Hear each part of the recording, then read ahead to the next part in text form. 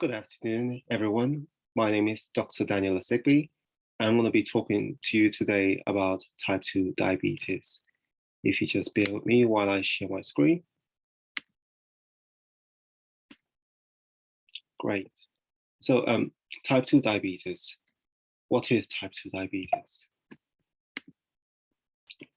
Type 2 diabetes is a metabolic disorder in which persistent high sugar levels, and in the UK, we say more than 48 millimoles per mole or 6.5%, or a random sugar test of more than 11.1 millimoles per liter, is caused by a combination of reduced insulin making by the pancreas or increased resistance to insulin in the body.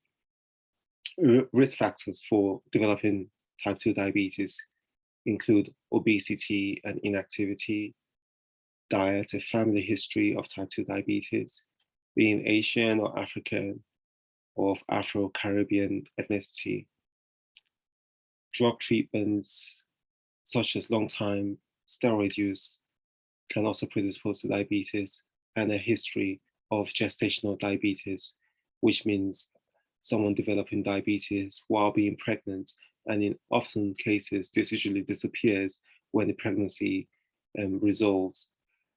However, they are at increased risk of developing diabetes in later life. The prevalence of diabetes is increasing, including in children, and this is largely due to increasing weight. So the rate of type 2 diabetes is 5 times higher in Africans.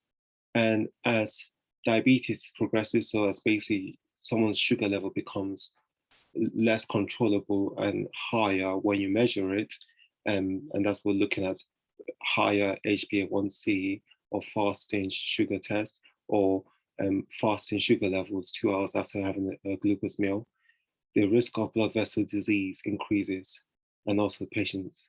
And the risk diabetes also worsens with weight gain as well. What symptoms suggest someone has got diabetes? So as you can see from the illustration, sometimes people can feel tired all the time, feeling hungry all the time, feeling thirsty, or passing urine a lot, very frequently, are usually the most common symptoms of diabetes. Blurred vision also, numbness or tingling in the hands and feet, recurrent vaginal infections, genital itching, slow healing are also other symptoms. Sometimes, some people don't have any symptoms. So we've talked about the risk factors already. I'm not gonna go over them. However, the picture just shows in terms of basically if you're living a sedentary lifestyle, so basically where you're sitting a lot, like watching TV, not doing a lot of exercise, unhealthy eating, these are all risk factors. And this next point, I'll say there is no such thing as mild diabetes or a touch of diabetes, as basically if you've got diabetes, your risk of cardiovascular disease, so that diseases that affect the blood vessels and the heart, increases. And the important thing is try to get that under control, either through changes in your lifestyle, so through exercise, diet, weight loss, or through medications to reduce your sugar levels, and that's what reduces the risk. And improving glucose control reduces the risk of complications. We're going to move on to complications of diabetes now. So when we talk about complications, there are complications that can affect the big blood vessels and the heart and the brain, and there are complications that can affect the small blood vessels, and these usually are things that can cause eye problems such as blindness or what we call retinopathy. For the other conditions, we look at things like stroke, heart attacks, you can also get erectile dysfunction, neuropathy, diabetic foot disease, or diseases of the blood vessels in the arms and the legs. The important things about the complications is that we know that diabetes can kill you through these complications, but also even when diabetes doesn't kill you, it significantly impacts on your quality of life and can reduce your quality of life. as you can imagine, for someone living with the aftermath of a stroke, or for a man living with erectile dysfunction, it significantly impacts your quality of life. At this point, I'm just going to do a little summary. So we've talked about type 2 diabetes. So this is usually traditionally diabetes that is caused as people get older, usually presenting in the textbooks in middle age and as people are older, whereas versus type 1 diabetes, which we haven't talked about and has a different mechanism, which usually tends to happen much younger. And usually those class of patients tend to need insulin from the very beginning.